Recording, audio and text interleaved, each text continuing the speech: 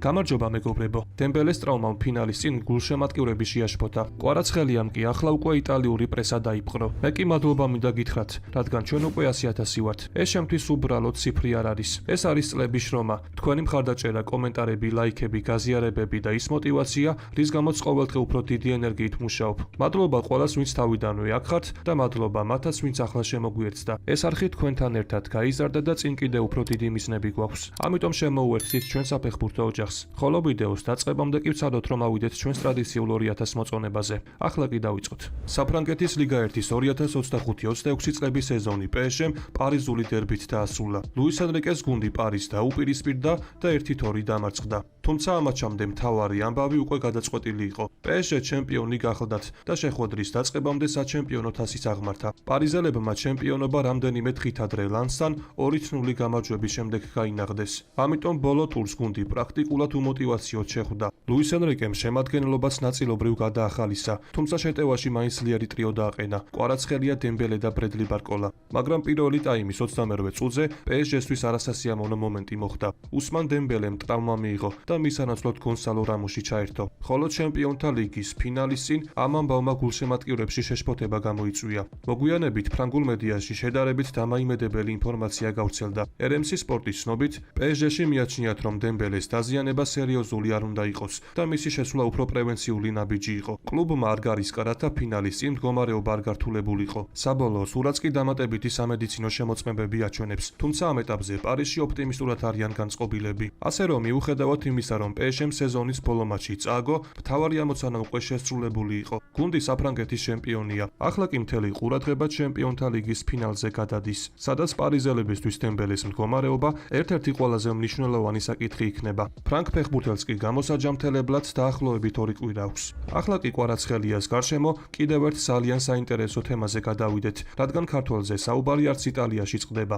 ამჯერად კვარაცხელიას სახელი ანტონიო კასანო ახსენა. ეს კომენტარი განსაკუთრებით საინტერესოა, რადგან კასანო რაფაელ ლეაუს კიდევ ერთხელ მკაცრად აკრიტიკებდა, ხოლო კვარაცხელია სწორედ იმ ფეხბურთელად მოიყვანა მაგალითად, რომელიც მოედანზე რეალურ განსხვავებას ქმნის. კასანოს თქმით, თუ დღეს არჩევანი კვარაცხელიასა და ადემოლა ლუკმან შორის მოუწევდა, ორივეს დიდი სიამოვნებით აირჩევდა, რადგან ორივე ფეხბურთელი შედეგიანობის სერიოზულ გარანტს იძლევა. თუმცა თუ ერთისთვის მცირე უპირატესობა უნდა მიენიჭებინა, მისი არჩევანი მაინც კვარაზე შეჩერდებოდა. ამის მიზეზად კასანომ ის დაასახელა, რაც ხვიჩამ სერიაში პირველივე სეზონში გააკეთა. მისი აზრით, ყველას არ შეუძლია ახალ ჩემპიონატში მისვლა და იმხელა გავლენის მოხდენა, როგორიც კვარაცხელიამ ნაპოლიში მოახდინა. შემდეგ კი კასანო ლეაუს თემას დაუბრუნდა და საკმაოდ მკაცრი შედარება გააკეთა. მისი აზრით, კვარაცხელია და ლუკმან იმ ტიპის ფეხბურთელები არიან, რომლებიც ბევრს არ ლაპარაკობენ, არც ცდილობენ ზედმეტი სცენებით ყურადღების მიქცევას და ყველაფერს მოედანზე ამტკიცებენ. ასევე კასანომ გაიხსენა, რომ როცა ადრე ამბობდა, რომ კვარაცხელია ლეაუზე ბევრად ძლიერი ფეხბურთელია,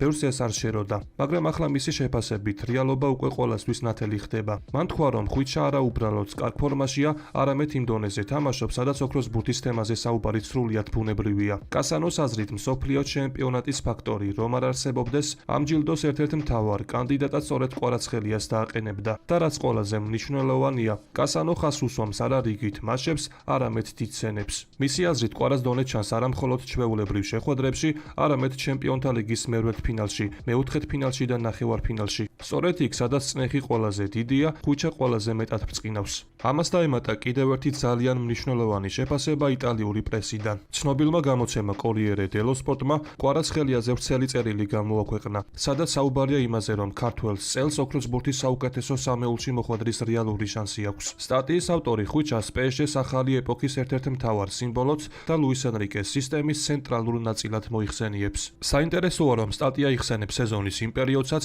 როცა საფრანგეთში კვარაცხელიას მიმართ კითხვები ჩნდებოდა. ზოგს ეგონა, რომ ის ზედმეტად ცდილობდა გოლის გატანას და ზოგჯერ უკეთეს პოზიციაში მყოფ თანაგუნდელს სპას არ აძლევდა. პარიზში ამაზე კამათიც იყო, მაგრამ როგორც კორიერე წერს, რამდენიმე კვირაში ყველაფერი შეიცვალა. ხვიჩამ ლანსთან ის გოლი გაიტანა, რომელმაც პრაქტიკულად PSG-ს ლიგა 1-ის ტიტული მოუტანა და ეს მოხდა არა უბრალო მატჩში, არამედ იმ გუნდის წინააღმდეგ, რომელიც მთელი სეზონის განმავლობაში პარიზელთა ერთ-ერთ მთავარ კონკურენტად ითვლებოდა.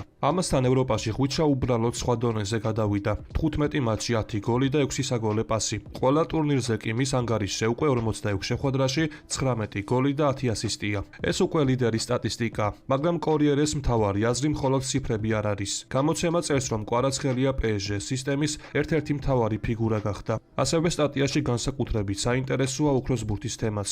კორიერე წერს, რომ თუ PSG 30 მაისს ბუდაპეშტში ჩემპიონთა ლიგას კიდევ ერთხელ მოიგებს, რთული წარმოსადგენია, რომ კვარაცხელია ოქროს ბურთის პოდიუმს მიღმა დარჩეს. რა თქმა უნდა, სიტუაციას ართულებს მსოფლიო ჩემპიონატის წელი, მაგრამ თუ კვარა ჩემპიონთა ლიგას მოიგებს და ფინალშიც გადამწყვეტი იქნება, მისი კანდიდატურა უკვე ძალიან სერიოზულ დონეზე დადგება. ეს გამოცემა ასევე წერს, რომ PSG-ში გადასვლის შემდეგ კვარაცხელია განსაკუთრებით უბურთოდ თამაში გაიზარდა. თუ ნაპოლიში მისი მთავარი იარაღი დრიბლინგი, სისწრაფე და ინდივიდუალური აფეთქებები იყო, პარიზში მან ამას დაცვითი დისციპლინა, მუდმივი მოძრაობა და გუნდური პასუხისმგებლობაც დაამატა. დღეს ხვიჩა აღარ არის მხოლოდ ჩემტევი, ის უკვე მოთამაშეა, რომელიც უბურთოდაც მუშაობს, დაცვას ეხმარება, პრესინგში ერთვება და მთელი მატჩის განმავლობაში სისტემის ნაწილი რჩება. საინტერესოა ისიც, რომ პარიზში მან მბაპეს 7 ნომრიანი მაისური ჩაიცვა. ბუნებრივია, ის მბაპეს ტიპის სტატისტიკურ მანქანად არ ქცეულა, მაგრამ ლუის ენრიკე მაინც დაარწმუნა, რომ PSG-ს მარცხენა ფლანგი სწორედ მის გარშემო აეწყო. ეს კი ბევრს ამბობს. იმავე პოზიციაზე PSG-ს ყავს ბარკოლა, ძალიან დიდი ტალანტი, მაგრამ როგორც კორიერე აღნიშნავს, ის არასტაბილურია. ამ ფონზე კი კვარაცხელია უფრო სანდო და უფრო ცენტრალურ ფიგურად გამოიყურება. დღეს PSG-ში როგორც ჩანს ამაზე ეჭვი აღარ არსებობს. კვარაცხელია კი პარიზული კლუბის ახალი ეპოქის ერთ-ერთი მთავარი სიმბოლო ხდება. საბოლოოდ სურათი კი ძალიან მკაფიოა. იტალიური პრესა წერს, რომ ხვიჩა PSG სისტემის ცენტრალური ნაწილია. კორიერე ვარაუდობს, რომ ჩემპიონთა ლიგის მოგების შემთხვევაში კვარასთვის ოქროს ბურთის თემა სრულიად რეალური გახდება. ამიტომ ჩვენ ისხად აგვჩენია, რომ დაველოდოთ 30 მაისს და დავტყვეთ ამ ისტორიული მატჩით. ლევანდოვსკიმ ბარსელონა დატოვა. რას აპირებს კატალონიური კლუბი? როგორც იწერება პოლონელი ფორვარდის ბარსელონადან წასვლის შემდეგ, კატალონიური კლუბი ზაფხულში ახალ ცენტრალურ თავდამსხმელს აუცილებლად დაიმატებს. დეკუსიაში რამდენიმე საინტერესო ვარიანტია, თუმცა მთავარი სამიზნე ისევ ხულიან ალვარესია. არგენტინელი თავდამსხმელი ბარსას სპორტულ ხელმძღვანელობას ძალიან მოსწონს და იდეალურ ვარიანტად განიხილება. მაგრამ პრობლემა ისაა, რომ მისი ტრანსფერი ძალიან რთული იქნება. უპირველეს ყოვლისა ალვარესის ფასი ძალიან მაღალია. ამას ემატება ატლეტიკო მადრიდის პოზიციაც. მადრიდელები პირდაპირ ამბობენ, რომ ფეხბურთელი არ იყიდება. სწორედ ამიტომ ბარსა ალტერნატიულ ვარიანტებსაც განიხილავს. ბრაზილიური მედიის ინფორმაციით, კატალონიური კლუბი ყურადღებით აკვირდება ჟოაო პედროსაც, რომელიც ამჟამად ჩელსის ფეხბურთელია. როგორც იწერება, ბრაზილიელი დეკუსიაში ნამდვილად არის და მის მიმართ ინტერესი არსებობს. თუმცა აქაც იგივე პრობლემა ჩნდება. ტრანსფერი მარტივი არ იქნება. ჩელსი 24 წლის ფეხბურთელის გაყიდვას არ გეგმავს. მისი კონტრაქტი 2023 წლამდეა, ხოლო სატრანსფერო ფასი დაახლოებით 100 მილიონ ევროთ ფასდება. აღსანიშნავია, რომ ბოლო პერიოდში ბარსას ალექსანდერ სორლოტიც დაუკავშირეს. თუმცა ამ ეტაპზე ნორვეგიელი ფორვარდის ვარიანტი კატალონიურ კლუბში თავარ გეგმად არ განიხილება. საბოლოოდ სურათი კი ასეთია. ლევანდოვსკის წასვლის შემდეგ ბარსას ახალი ცხრიანი სჭირდება. მთავარი ოცნება ხულიან ალვარესია. ალტერნატივად ჟოაო პედრო განიხილება, მაგრამ ორივე ტრანსფერი ფინანსურად და სპორტულად რთულად შესასრულებელია. ახლა მთავარი კითხვა ასეთია: ვის უნდა ენდოს ბარსა ლევანდოვსკის შემდეგ?